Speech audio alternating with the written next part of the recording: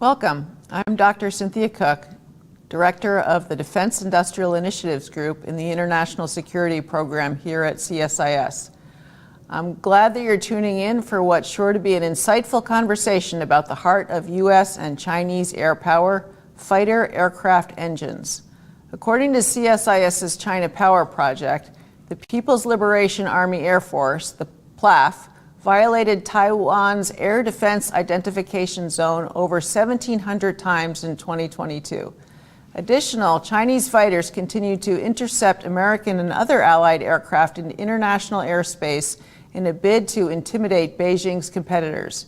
It's increasingly clear that China views air power as a key capability for its international ambitions. However, the scope of Chinese deficiencies in the jet engine industry presents a significant vulnerability for Beijing and a key opportunity for the United States. With us to discuss these issues today are two fantastic subject matter experts. First, let me introduce Jeremiah Gertler. Jeremiah Gertler spent more than a decade leading aerospace analysis at the Congressional Research Service. Currently, he is a non-resident senior associate with CSIS's Aerospace Security Project and is a leading analyst of aviation issues for the Teal Group. He had an incredible career in government and continues to be a leading voice on these issues today. I'm also pleased to introduce Brigadier General David R. Stilwell. Retired General Stilwell, U.S. Air Force, Thank you. Had served as Assistant Secretary of State for East Asia and Pacific Affairs and has had an illustrious career in public service. General Stilwell was a career fighter pilot and an expert in Indo-Pacific strategy, having served as the U.S. Senior Defense Official and Defense Attaché in Beijing, and more recently as Director of the China Strategic Focus Group at U.S. Indo-PACOM from 2017 and 2019. I welcome both of you to this terrific event and also thank GE Aerospace for their sponsorship of the work that led to this discussion. And before we start off, I'd like to remind the audience to please submit their questions online through the event webpage. So with that, if you gentlemen don't have any introductory remarks you'd like to say, why don't we just start off with our discussion? Let's start with a question for you, Dave. You've spent significant amount of time in government studying and engaging with China's military. At a strategic level, what are some of the biggest changes you've seen over the past 20 years? They have gone further afield than they have in the past. When I first started doing this, the PRC would light load their aircraft. They wouldn't put enough gas in them for them to defect. So they were worried that they were going to actually take a chance to leave for Korea or Taiwan, which had happened before. And today, that's not the case. If you remember a while back, they flew, I think, 6 jets out to Turkey, Anatolian Eagle, hopping through Pakistan and other places.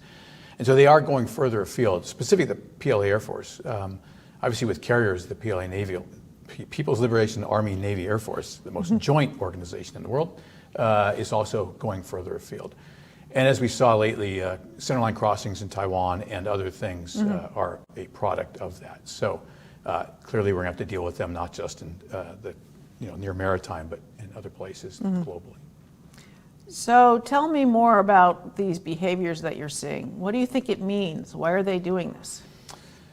There's a couple things. Nationalism is a big part. Think about Wang Wei, 2001, when he crashed into an EP-3, operating legally in international waters. There was no reason for that airplane to get that close.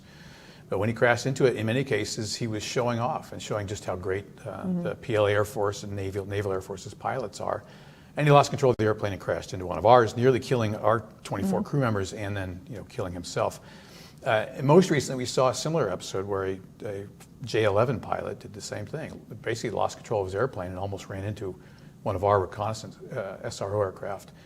There would have been a collision had the 135 not descended to get out of the way of this guy who'd lost awareness, control, and all the others. So we're going to have to figure out how to help them professionalize if this is going to continue. So they're out there more, and this could be a sign both of their strategic ambitions, but also of challenges with their Air Force. Correct. Yeah, and they don't get access to information. They are limited, and they can't get on the internet, so the only thing they get is data from Beijing, which is very nationalist, and they're not hearing any balance about what's going on in the world. But, U.S. military and pretty much every other military in the world can read widely about what goes on in the world, not the PLA Air Force, because they don't trust them. So that really sets the strategic picture. JJ, how would you characterize U.S. investments to counter the threat that China poses? Obviously, the services always want more dollars, but how has the Air Force been approaching and targeting the funds that it has appropriated? Well, the Air Force is, first off, in something of a catch-up mode. Within the memory of most Air Force senior officers, they remember when a Chief of Staff and a Secretary of the Air Force were forced to leave, in part because they were trying to plan for this war, for this conflict with China. And for a long time, the Air Force had to focus on other things. Now, it's a bit of a catch-up, but they're approaching it in a number of ways. One is on the material side, the kinds of aircraft that we're acquiring and the numbers of aircraft that the United States Air Force is acquiring. But another and very significant one is on how they operate. The Air Force is starting to play with some new operational concepts, the most famous being the agile combat employment notion of addressing the great distances in the Pacific and the things the Chinese are doing there by being less predictable, less predictable in where they base, by being less predictable in how they operate. You've seen recently experiments coming out of the U.S. Air Force where, for example, they use a cargo plane to carry fuel forward to see how we might supply bases that are non-traditional, small, in unusual areas, and using a cargo plane as a command and control node so that you don't have to have a fixed one on the ground that is subject to attack. So there's a lot of thinking going on about how do we operate the Air Force we have, in addition to what kind of Air Force do we want to have to address this theater. I love any conversation that lets me talk about logistics. It sounds like it's not just the airplanes themselves that the Air Force needs to catch up on, but really the broader maintenance and sustainment enterprise as well. Well, it's partly that, but it's also, we've focused for a long time on the world that we have, the bases we have, the things we're comfortable operating. Well, if we know how it all works, the other side probably knows how it all works. So the Air Force is working hard to come up with new and different ideas. And that means being able to, for example, take fuel to places that don't have big piers with pipelines running to the base, but just generally being a different, more mobile, more flexible force than we are used to the Air Force being.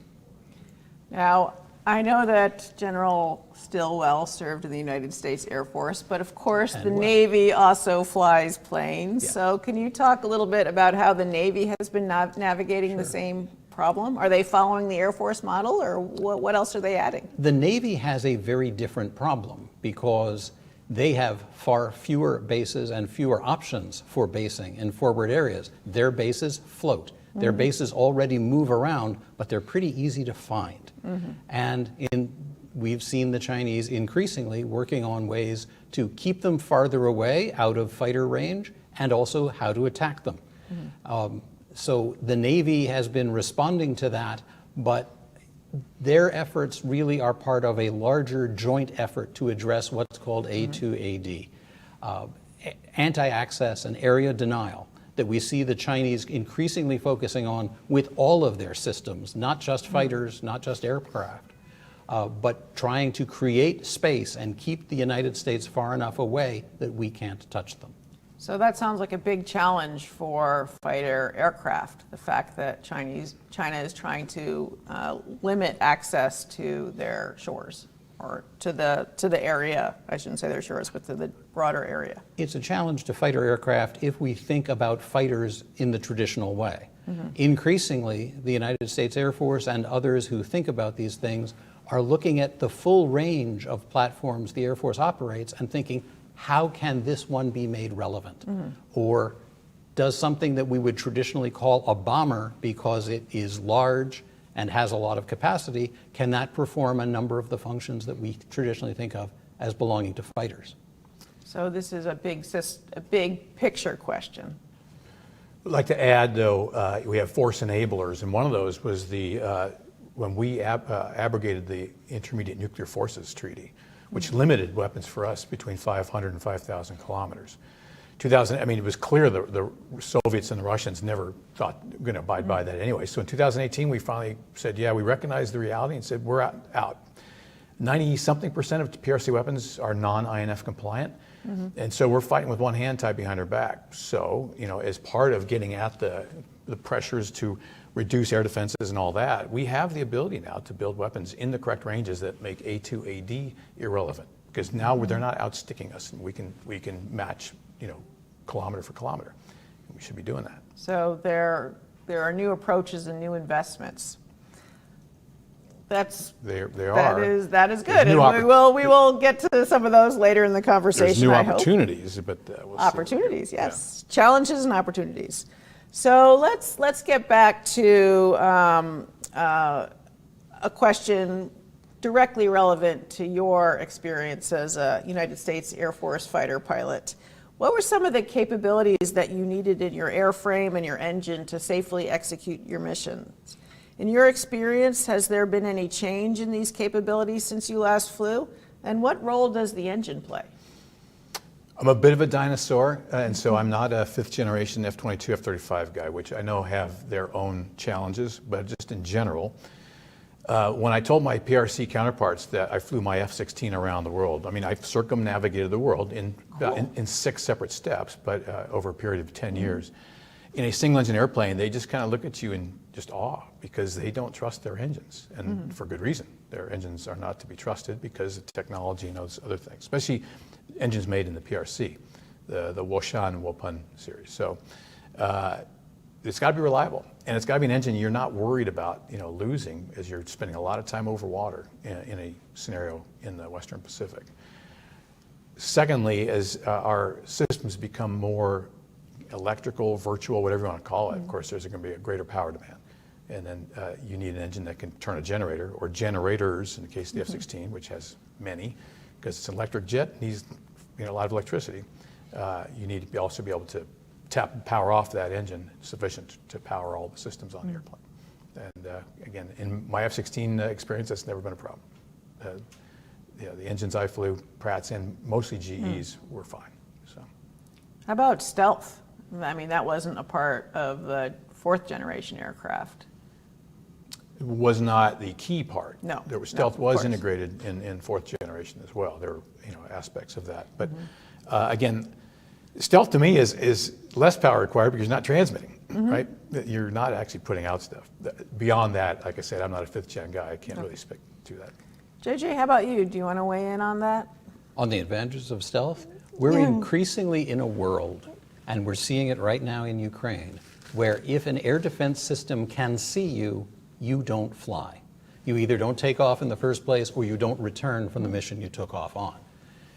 The advantage of stealth, either eliminating that someone can see you or minimizing the range at which someone can see you, makes it possible to operate in environments where current technology aircraft, 3rd, 4th generation aircraft, aren't going to survive very long. So air defense is why we're not seeing dogfights over Ukraine. That's a big part of it. The different sides in Ukraine have different numbers of aircraft remaining and different philosophies about how to employ them.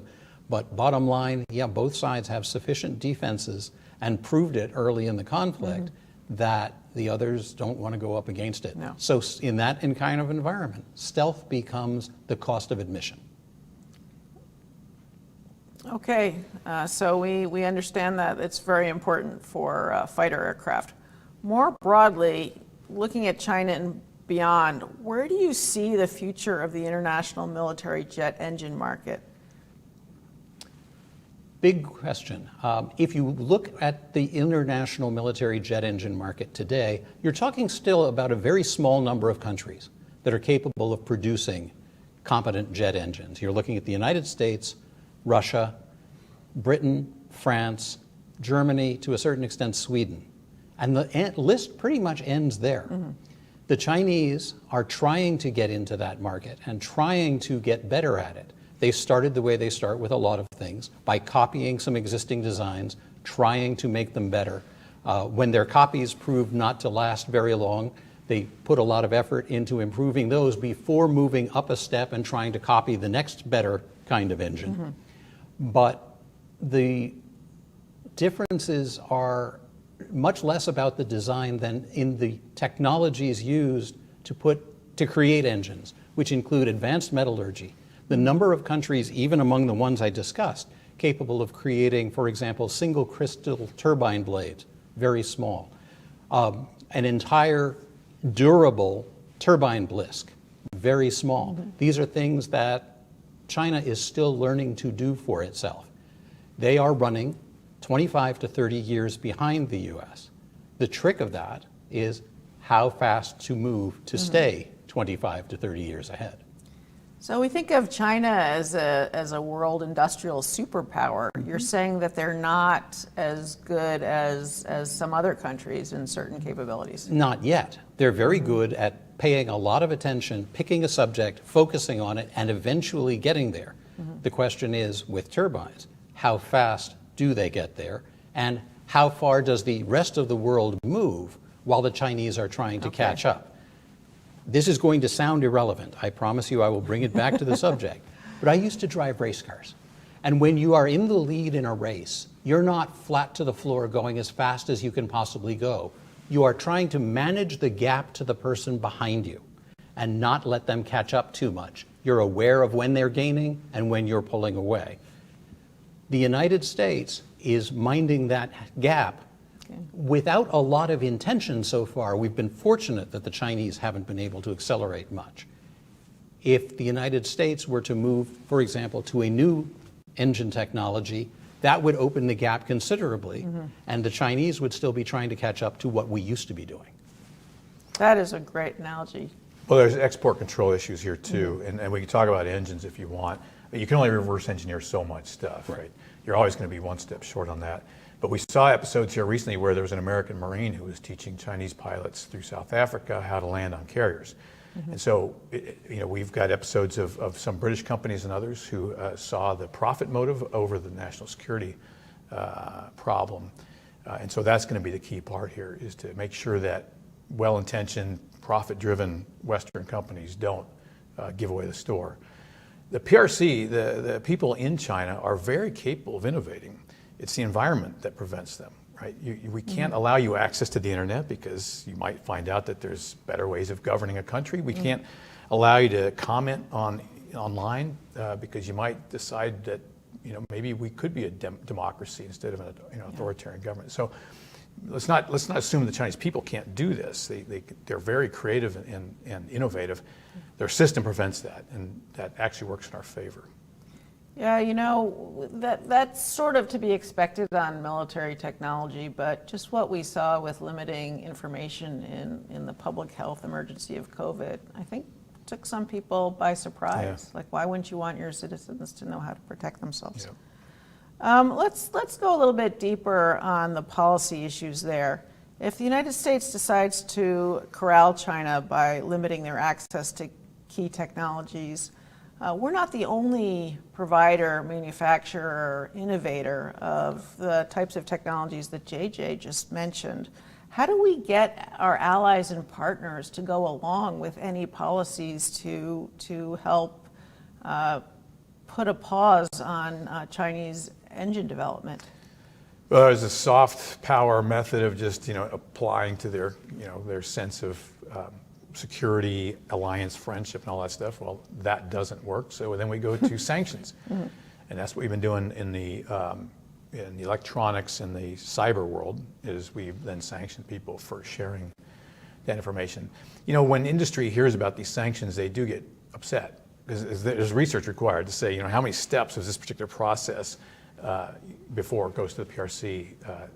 Are we involved in that, and are we going to suffer sanctions? That's the world we live in. We were talking earlier about the DoD and the Air Force in particular adapting to the current situation of long range and defended airspace and terrain. For 20 years plus, we've been in the Middle East, which has been permissive really no surface-to-air threat. I mean, small arms, but in general, not a significant threat, except for the time you're sitting on the ground on the bases. So it's an entire mindset for everybody from 4 stars on down to get back into this old Cold War thinking, where we're going to be fighting full up and not limited wars that we've been doing in the Middle East. And that's a hard. We said rebalance a decade ago, and where are we? Well, let's assume that these investments will be for deterrence rather than for a war. But given that, what aero engine or other fighter-related capabilities should the U.S. Department of Defense be investing in to meet this future? Do you want to continue, Dave, and then JJ, if you want to jump in? I think what you're seeing now is more UCAV, right? Unoccupied or uninhabited, we don't say unmanned anymore, but UAVs or remotely piloted vehicles. And so we'll have maybe a single occupied cockpit in F-35 and then several others. Well, this is not going to be as large an airframe, potentially. It may not require, the old fighter pilot in me on one side gets upset about this, but it's actually the fact that I was the limiting factor in my airplane. I had to get out of the airplane every 8 hours or so because my back would give out. I had to bring food and water so I could stay alert and all those things. You don't put a human being in an airplane, you can keep it on orbit for 48 hours or longer, just till the engine runs out of oil eventually, bottom line. But so these things we have to think about, and those new airframes are going to require new propulsion systems, probably smaller, and then one thing we haven't talked about is infrared signature, right? Heat signature. That's another big area that should be considered. Okay, so manned-unmanned teaming. Right. JJ? And on the manned or occupied or inhabited side of that, there's a whole new generation of engine technology out there. It's adaptive. It's called 3-stream engine technology. Basically, engines that fit in the same space as, for example, an F-35 engine, but have more cooling, have more power, have greater economy. And that dovetails into what I was saying before about the Air Force coming up with new ways to approach the Pacific. If you have 30% more range, for example, out of the same aircraft because it has a different engine, you can come from different directions. You can launch from unexpected bases and still carry out your missions. So that level of technology allows you to operate differently, and again, it opens up the gap to the country that's chasing you, trying to copy your old technology. So fighting the tyranny of distance. Fighting the tyranny of distance and fighting the tyranny of, or the threat of, someone else having an equal engine. Okay, thank you. I'll just take a quick break. I'd like to remind the audience that there will be an opportunity for us to ask their questions. So please submit them on the button online, if you would. I'd like to get back to the pacing threat, if you will. China has recently made announcements and claims that their newest fighter jet engine, the WS-15, is operational. How should we think about these claims? Well, I would challenge anything that comes out of the PRC. And if the pandemic didn't make people doubt the narrative, and if the balloon, the supposed weather balloon that drifted over the U.S. through an act of God, said the atheist country, one, I'd like to see what was in that balloon, those contents, as soon as possible. But look, if people still take what comes out of Beijing at face value, then you haven't been paying attention. Certainly since I've been, the first time I went to Beijing in 2011. So that's the first part is, distrust and verify, as Secretary Pompeo said. How do you get access to that? Well, they do export, and we know the JF-17 is exported to Pakistan. There's access that we can get there to confirm whether or not their claims are valid. And just because something's operational doesn't mean it's reliable, doesn't mean it lasts. The Russians for many years had operational jet engines that would last less than 100 flight hours, and they had to be pulled out and thrown away. China is still early on the curve of figuring out not only how to make it work, something that's operational works, but it has to be reliable, it has to be maintainable, it has to be replicable. You have to be able to have consistent quality over a run of engines, not just a few that happen to work. Well, that's a terrific point. The U.S. Air Force's China Aerospace Studies Institute has claimed that China's engines may only be rated for several hundred hours of service life. Can you contrast that to Western aircraft, to the engines that are powering Western aircraft? Several hundred versus Thousands. thousands? Thousands of hours of service life. And that's been the standard for several generations of engine. This isn't the first time we're doing it. China is just starting to nose into that world and understand the demands of it. This is one of those places where the United States is many years ahead and trying to maintain that lead. Well, why is it so hard to build an engine that lasts more than a couple of hundred hours? I mean, that seems like you built something. You know, what's the challenge here? It comes back to exotic metallurgy, as we were saying before. This is not Tinker Toy. This is not Lego. This is serious science. And frankly, generations of experience. Look, the U.S. had its first jet engines operational during the Second World War. We've had 70 years to work on them. China has been using other countries' engines for the most part in their military aircraft so far, and they haven't tried to get to where they're trying to get to now, large-scale serial production of reliable engines with high performance. And I know I keep coming off the technical side, but it's worth understanding the difference in culture, right? Where failure in the U.S. sense, bankruptcy laws in the U.S. are probably the most liberal in the world because we want people to try. Because if they fail 9 times but they succeed the 10th, then you're Apple, right? And it's the same thing with developing engines and things. Or for me, developing tactics. As a young captain, I was allowed to go out there and develop my own tactics and then try them out. As long as I didn't hurt anybody or break the airplane, that was okay. But in an authoritarian system like that, you're not given that latitude. And it's the same thing in manufacturing. When you've got a 5-year plan that says you're going to accomplish this, this, and this by a certain time, you would be stupid to go out there and try something new because that only brings failure. It's authoritarianism has many benefits, but it really has some drawbacks. And one of them is the crushing of creativity and innovation. You know, that's interesting because we can think about that in, certainly, maybe you could talk a little bit about what you've seen in the Chinese Air Force itself, but just in terms of industry being willing to make mistakes, learn from the mistakes, move on, and try to make a profit, that I've always understood that as a key part of industrial capacity. And competition. Yeah. So we have, for the F-16, you have 2 motors, and those 2 companies continue to challenge each other and there's a profit motive, because if your motor is seen as less capable, then the other motor wins. You don't have that competition. You have national SOE, state-owned enterprise champions that build these things, and again, these are inherent downsides to the system that we have to keep in mind as we, increasingly face the challenge. And I don't want to be overly optimistic, but I don't want to be too pessimistic either. Right? We should figure out what our strengths are and harp on those, focus on those. And there's R&D money in there that Congress needs to think about, where we've sort of outsourced research and development, and we have to get back into the way we did that in the Cold War, where it was actually government money, seed money, that was encouraging that development. So an emphasis on engine development to make sure that you're managing that gap or even increasing it. And an emphasis on it, but in a very different way than the Chinese have. The 14th 5-year plan said we are going to build competitive military turbine engines and commercial ones as well. That's pressure, that's putting a mark on the wall that is independent of whether you have the technology to meet it. Whereas in the US, here is a goal. You're trying to be better than the other guy. You're trying to be better than the thing you're already making, but it's up to you how to get to that and when you get to that. Very different process. And that takes us into this civil fusion, or MILSA fusion, where what's going on in U.S. commercial airliner engine development accrues to, they play off each other.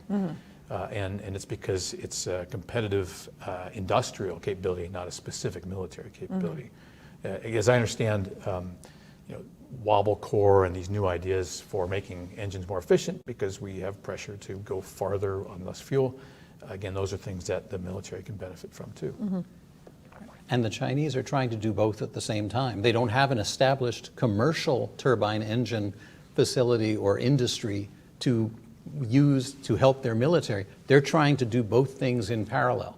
We've just seen, for example, the Chinese fly experimentally their first very large high bypass turbofan engine for commercial use. Well, it happened to be flying on a Chinese military transport aircraft for testing, but that same engine could wind up on that Chinese military transport aircraft in the real world. They can't borrow from their existing technology to help move forward on the military side because they don't have the library of existing technology that the West has. Well, let's pivot a little bit then to President Macron of France's recent announcement that France will be increasing commercial aerospace cooperation with China. Do you think this will help China develop new capabilities? And what does it say about the future of proliferation and of the growth of Chinese ability to capture foreign expertise? Well, so far at least, what we know about that commitment is that it takes the form of Airbus establishing a new final production line in China. They already have one. I believe this will be the second. But what that teaches the Chinese how to do is bolt together parts that somebody else already made. That's not they're not sitting there designing engines, designing aircraft. It's not a lot of transfer of technology, at least not willingly transfer or consciously transferring technology. So until we see more details, it's hard to say what that commitment will actually entail, but at first blush, it doesn't look that bad. Okay. And when you take something like the C919, their latest 737 single-aisle competitor for the Airbus 3 whatever, and the 737, if you look how long it took to actually get that thing fielded, I mean, they made every mistake possible when they had the successful roadmap in front of them. And the second part of that is I saw a map recently that showed all the foreign parts that go into this thing, navigation systems, radar, engines, and all the rest. So it is, as you say, basically a bunch of parts from outside of China bolted into a single one. I don't want to overly discount the effort that went into that, because they did learn things in the process of building that. The same way Japan learned a lot as they built their F-2, their F-16-like fighter. When you do these things yourself, you inevitably learn things. But it's not the same thing as creating and from start. And it's not the same thing as creating something that the world is going to want. You're focused on satisfying a domestic requirement. It's taken many years for the Chinese to get even a prototype large turbofan aircraft engine for the commercial world. It will be decades before Boeing and Airbus start putting out aircraft with Chinese engines on them, if ever, with one asterisk, and understanding that this takes us more into the commercial world for a moment. If the Chinese say, you're welcome to sell your airplanes in China, as long as they have our engines on them, fortunately, we are some years away from the Chinese having good enough engines that they could do something like that. And then back to the French visit here recently and the commitments of sharing and all those things. As I mentioned, we have OFAC, we have Treasury sanctions, we have other things to prevent that from going too far, but that's the things we know about. There's a lot of times things happen that we don't know about. That would be unfortunate if our allies and partners help make the Chinese military more effective. That would not be a good outcome. So even if Chinese pilots were flying capable aircraft with capable engines, you pointed to the culture difference a few minutes back. Given all your trips to China and your experience as a fighter pilot, can you reflect a little bit about the Chinese military culture that might create challenges in taking advantage of advanced capabilities? I point to the movie J-10 Attack, made by the PLA Shanghai Film Bureau, which was a knockoff 25 years after Top Gun was made. That unfortunately for them, they tried to hide a lot of the cultural things. They tried to hide the technical aspects of flying J-10 fighters, but they didn't realize that our culture is significantly different than theirs, and so they showed the culture very clearly. If you get a chance to watch it, the movie's called The Sky Fighters, I think, or in Chinese it's Jianshi Chuji. Watch that movie. It gives you an idea of what, in my experience, you had the commander and the operations officer. The commander was in charge, the operations officer was number two. In their system, there's a political commissar in the middle. And that really adds confusion. It slows decision times and all the rest. Another thing is, this is going to sound kind of queepy, but queep's an F-16 word meaning too detailed or pedantic. We say, I am the mayor of Cockpit City. There is no other weapon system you can think of where one person in a weapon of war makes all the decisions without supervision. Mm-hmm. If you're on a ship in a bridge, there's other people watching you. And so if you do something dumb, they report on you. The reason we saw a lot of these problems with the Chinese fighters getting too close to our aircraft is because I can tell you, I had this problem, as I was bringing up young airmen, young fighter pilots, is we called it flight discipline. It was basically saying, I don't care if I'm not watching you, you will not violate these rules just because no one's looking. Because guess what? Everybody's looking. It's just going to come out later. And so the Hayaka barrel rolls around our aircraft, which are in international airspace perfectly legally, and they have an obligation to stay well clear, 500 feet, is what the ICAO says. And yet they go and do these things, They have a leadership and a discipline problem when that happens. So, a tank driver who's got a bunch of people in the tank with him or her, the ship driver and all the rest, but the fighter world is unique, and this can be a problem. Especially if nationalism builds, these people may be incentivized to do things that would really be unfortunate. So when we would interact with our Chinese counterparts, we would make these points. I'd show them the picture of their fighter way too close to mine, and then they would think back to their own report and they would deny it. Mm-hmm. In our system, if you're caught lying about something, you're done. Yeah. In their system, it's actually to your benefit to lie about it. It's a bizarre communist. Well, my experience with Air Force fighter pilots is, first of all, they don't like to make mistakes because they tend to be perfectionists. But second of all, they all dread the review. Debrief. Yeah, debrief back where every mistake, every incident is not just about the incident itself, but a source of potential lessons learned and training for your fellow pilots, for future operators. Nobody wants anybody making the same mistake twice. And that's okay. When I was the wing commander in Misawa, Japan, I was a colonel, the highest ranking guy on base. And the newest lieutenant in the debrief, if he saw that I did something that I didn't brief or I did something wrong, they would stop. They had to stop the tape and go, sir, you were out of position there. And when you walk in the brief room, the rank comes off. And that's what makes us as good as we are, is there is no, criticism is encouraged. And if you can't take it, you're in the wrong business. So grow thick skin, accept it, and get better. So that is not the case in certainly in the PLA Air Force at all. So that sounds like it's one of our strengths. It's an advantage. Yeah. Well, and it's an echo of what General Stilwell was saying before about the industrial side of things, where the United States, you have the opportunity to fail and do better the next time. It doesn't sound like the PLA-AF is a failure-tolerant culture.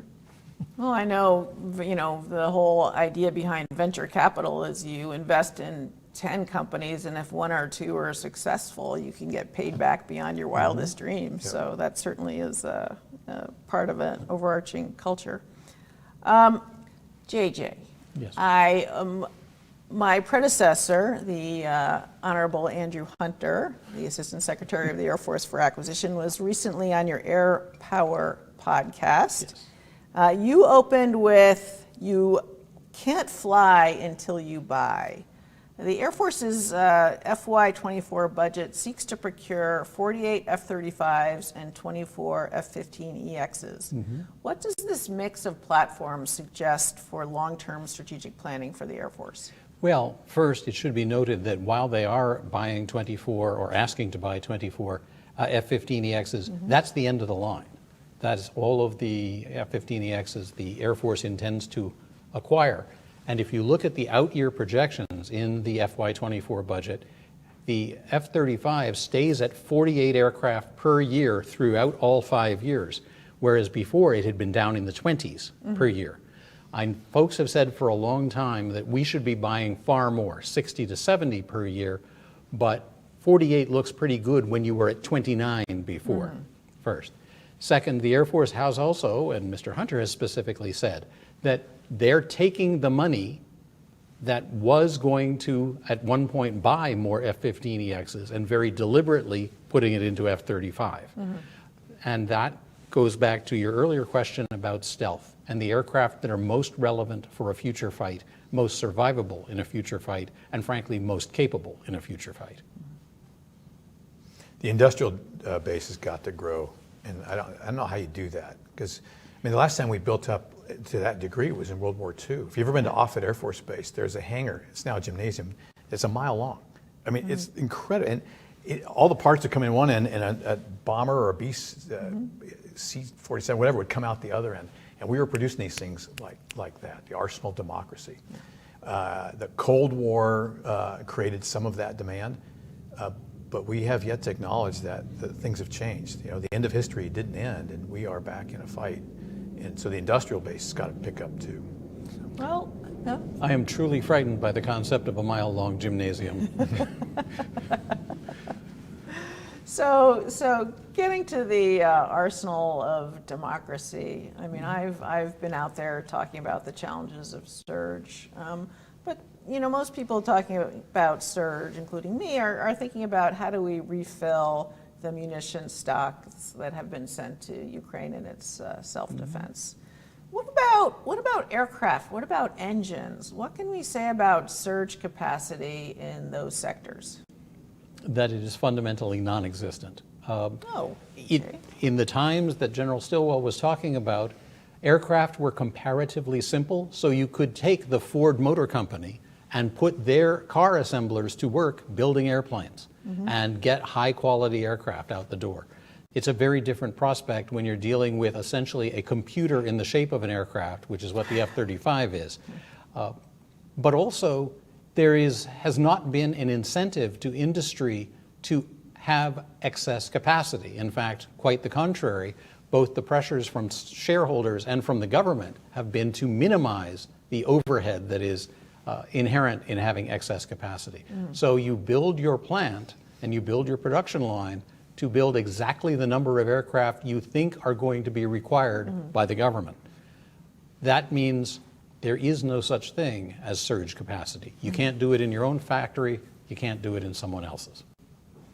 Could engines surge by drawing on the commercial factories that the companies have? I mean, Pratt and GE and Rolls-Royce all are manufacturing commercial engines. They are all manufacturing commercial engines, and in some cases they're manufacturing them in the same locations as their military engines.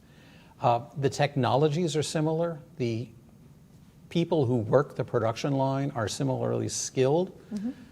You get into a question of just mass, because it's going to take you a while to train up new people to get to that level of ability. And then there's also the question of materials that go into it. Not all of the materials in an engine, a military engine, are easy to acquire or are necessarily coming from the United States.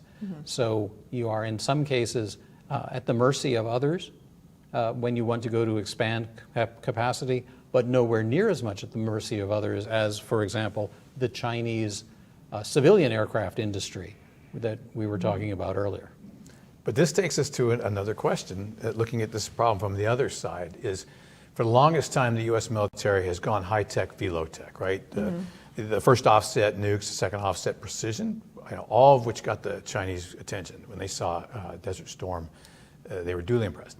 At what point do we go low-tech, high numbers and swarm to defeat? Because it becomes an economic problem when you're shooting $2 million missiles to take out a $50,000 projectile or a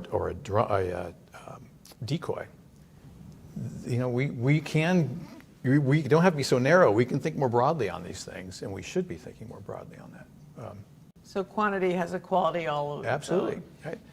And this is where unmanned or uninhabited aircraft come in. There's a lot of things we could do. Which require engines, but just different ones. Or maybe they're disposable engines. Yeah. The T-38 I flew when I first started learning to fly was apparently, in theory, was powered by a air-launched cruise missile engine that was disposable. And they've got probably 50,000 hours out of those engines now. So, I mean, we used to think of engines as disposable. Something to think about. And that takes us also to an answer to a question you asked earlier. What is the Air Force doing to address this new scenario in the Pacific? Well, one of the things they're doing is looking at the next generation of air dominance aircraft, which include not only inhabited but uninhabited aircraft operating together seamlessly. And that also means that you have a lot more of these uninhabited aircraft that require engines. When we talk about the military aircraft industrial base in the United States, you're basically talking about three companies: Rolls-Royce, Pratt & Whitney, and GE. But when you move into other kinds, such as engines for rotorcraft or engines for unmanned vehicles, then there's a lot more companies that get involved. And it's a place where there's actually some innovation going on and new startups coming in. So part of the answer to your question about can we surge? Well, yes, if the industrial base expands sufficiently with new entrants to give us greater capacity. You know, that's a really interesting point. I think 20 years ago, it would have been surprising to look at the enormous change in space launch that we see today enabled by commercial companies. So it sounds like one option for surge, instead of just investing more into what we have, would be thinking about the new capabilities that both of you are talking about as potential ways forward. And you know, if we open up our aperture a little bit, there can be new kinds of aircraft, new kinds of engines, and these can be supplied, you know, both by traditional suppliers as well as new companies. There's no reason why current primes can't try to get into these markets as well. Or new companies can stand up, right? Think of General Atomics. They're building, Predators, small UAVs in their garage in San Diego, and now the Koch brothers are, well known, very capable, very accomplished. The Blue Brothers. Oh, sorry. Yeah. Okay. Thank you. Anyway. I never had to deal in that world, so I just remember first hearing about these guys. It's that famous garage. This is a garage band, Who's to say that there's not someone like that out there in Dallas or something doing this? Right. And now we're seeing one of their prime competitors, Kratos, that started as a UAV company, moving into becoming an engine company. And companies starting out in UAVs with the goal of maybe someday growing up into full-scale aircraft production. The previous Air Force acquisition executive, Dr. Will Roper, had the notion that all of your designs would be digital and they could be sent to literally any fabricator anywhere that had the right technology or the right machinery. So that the idea of what is an airplane factory would change completely, because maybe this week it's an airplane factory and next week it's building cars for General Motors. So do you, either of you can answer this, do you see the investments in these capabilities? Are these investments happening? Is the Air Force, is the Navy? I mean, are they investing in new solutions to power aircraft? It's better than it was, but you mentioned spacelift. There's another Elon Musk out there going to be thinking through something that's not axial flow, compress, burn, turbine exhaust. So I know there's something better out there, and it has both civil and military applications. So we just have to incentivize them. Eventually, you have to somehow fund them, whether it's through universities or grants or something. But this is what we do best. We create stuff. But we don't get there without investments. We've got to have somebody. And then we get to the big budget questions, the big questions of trades and so forth. Right. But we do have a pacing threat, which offers a challenge that is a different kind of challenge than what we've faced in the last 20 years. But since the Congress is just down the street, they know this, is that when you invest in these things, in research and development, it eventually accrues to an entire new industry or an improved industry that eventually pays back in terms of taxes and exports and all the rest of that stuff. So commercial space is a whole new industry. We have a couple of audience questions, so I'd like to make sure that the voice of the world gets an opportunity. And the first question is from not the Voice of the World, but from the Voice of America. Somebody named Kathy Zhu sent a question which says, The Washington Post reported that Taiwan is unlikely to thwart Chinese military air superiority in a cross-strait conflict, while tactics such as China's use of civilian ships for military purposes have eroded U.S. spy agencies' ability to detect a pending invasion. Can you help think through Taiwan's shortcoming in air defense, where the China's biggest advantages lie, and offer any thoughts, if you have them, on how Taiwan can thwart Chinese military air superiority? I can start. The surface-to-air missile capabilities that we have already, Patriot, Aegis, SM-3, SM-6, all those things are more than adequate to this task. So, and those already exist. They could probably be augmented to some degree, but trust me, flying into and having your radar warning receiver lighting up with what you know is a missile that can blow you out of the sky is a pretty good deterrent. So the way you prevent that is you start knocking these things out of the sky. When the balloon goes up, the question is what happens before the balloon goes up? How do you deal with these things before the actual fighting starts, where you're kind of loath to hit the button because they may not be penetrating your airspace? It could be a feint and those things. That's where I'm worried is you end up stumbling into this problem. You don't want to do that. And in some ways, we have hard data now, where before there was only theory. If you look at the situation with Russia and Ukraine, you have a very large country with a very large military trying to take over the land of a smaller country with a much smaller military, and essentially having, at least at this point, a stalemate, especially in the air, because there were theories before about how an air war might go between a large country and a small country, theories about how air defense might work. Now we've seen actual hardcore examples of what happens when you have sufficient air defenses. And there is a whole theory now developing called air denial that says the way to win an air war is to not let the other guy fly. China is studying and learning from Ukraine in intense detail. The question is, are they taking away the lesson that Russia should have learned before the war, which is that this is going to be a lot harder than it looks? What's interesting in that scenario, too, is they're facing their own systems. The SA-6, the book, or the SA-11 is a Russian system, but Ukraine was one of Russia's best military hardware manufacturers. Absolutely. Before 2014, they were. The Liaoning, the old Varyag carrier, was a Ukrainian-built carrier that the PRC now operates as its own sort of maritime force projection platform. But yeah, when you think about the irony in all that, that makes the Ukrainian example even more compelling. So. Well, the big difference for Ukraine versus a China fight, it seems to me, is as challenging as the logistics have been in Ukraine. They're over land at relatively close distances. And your comment earlier, JJ, about agile combat support really. I'm just thinking about that again. How would we support a conflict in that region, in the Indo-Pacific region? Preposition would be the best. And practice. And right now you see the Air Force and the other U.S. military services not only engaging in simulations and war games when they can, but developing plans specific to that conflict that are updated constantly to reflect the current threat. We've been planning and studying that potential conflict in the Taiwan Strait for generations, but having it with today's technology, understanding what's possible on both sides, means that those plans are constantly updated. But here's an advantage we never talk about, which is amazing, is allies and partners.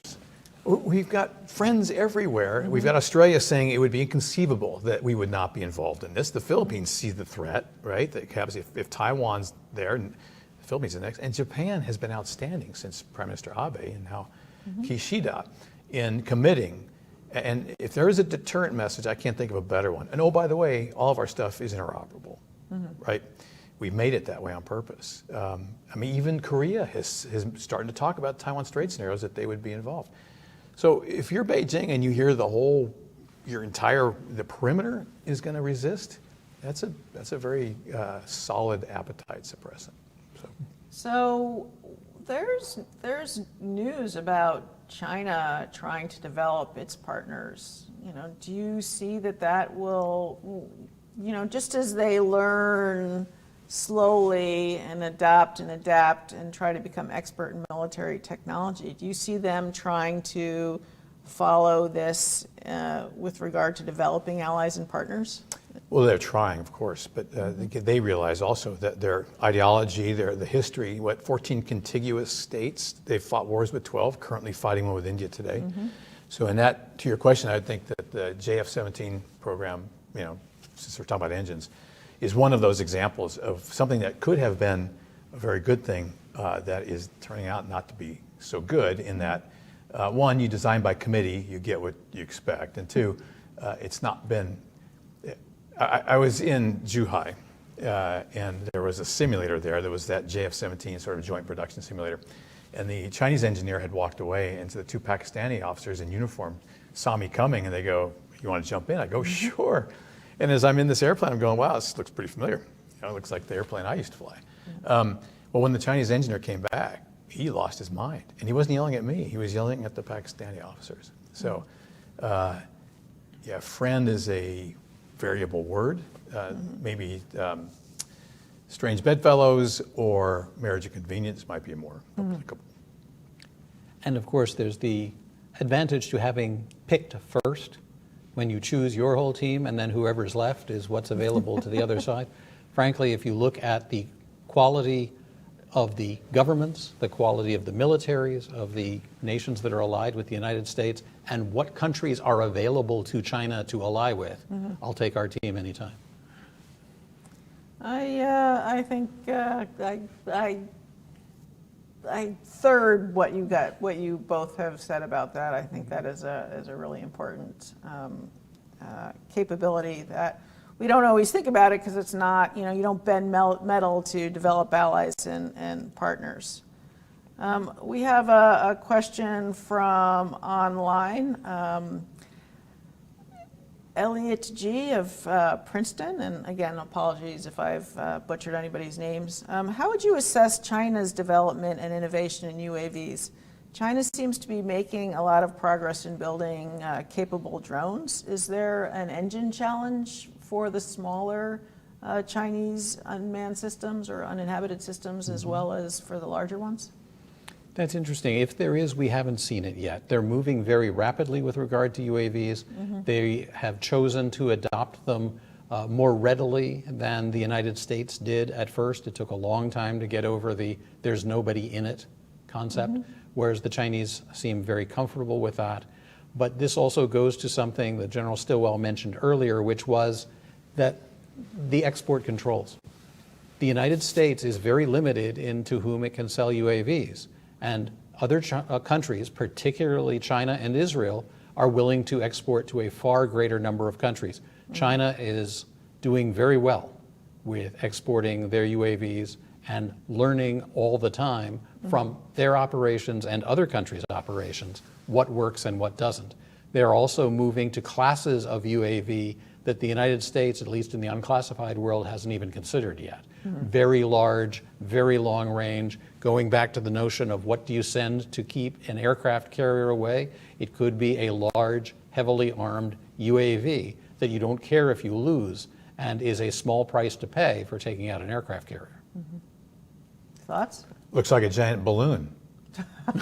It can do that. Well, no, lighter than air is exactly that solution. Yeah. Because you don't need to go anywhere fast. You just need to be out there and available. So, I mean, that's not something we haven't thought a lot about, is lighter than air. We talked about it in terms of transportation. Instead of going over the ocean, you go just above the ocean. But the PRC has given some thought to that, obviously. That's one area, we were kind of surprised about. So it's not that they can't create. It's that their system doesn't allow it. I think that as we're winding down the hour, this might be a good thing for you, if you don't mind offering some closing thoughts on this. We have a new class of capability in air power, uninhabited systems or drones. It's clear that China is, decades behind in engines, although we can leave open the possibility of a strategic surprise. But does it even matter? You've both said that fighters can be challenged in the future, and that there are new concepts for avoiding an air fight altogether. Just because air defense systems are so strong, why risk losing an expensive asset or a pilot's even worse. So maybe this gap doesn't matter if there's investments in new air power doctrine. Can you close just with some thoughts on the future?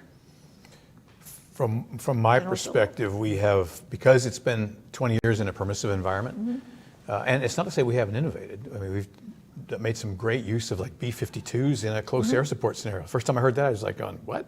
How does that work? But it worked out great with JDAMs, right? Yeah. So we've adapted quite well.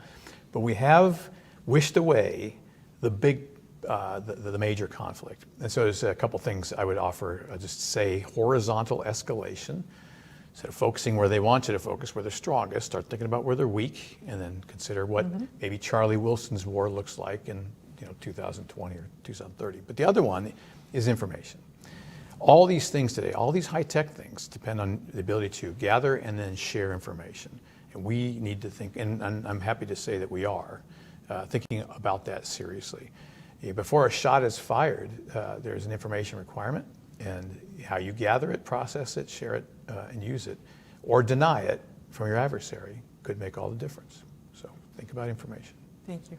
JJ? The engine gap definitely matters, because you never want to have a fair fight, and you never want the other guy to show up in a plane as good as your plane with an engine as good as your engine.